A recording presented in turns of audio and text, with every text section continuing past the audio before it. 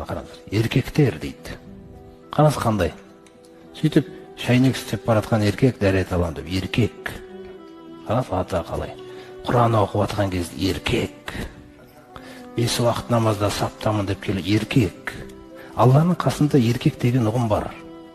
Дүниеде де адамдар о еркек екенсің дейді ғой мысалы.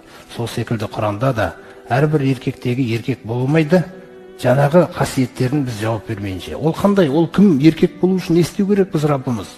Құрандағы еркек деген тақырып ұнап кетті ғой бізге. Айтады, риджалун, ла тулхихим, жаңағы тижаратун. Қараңыздар, ол ерлер дейді, сондай бір еркектер олар. Оларды алаңдатпайды дейді. Алаңдатпайды. Не нәрсе алаңдатпайды Раббымыз?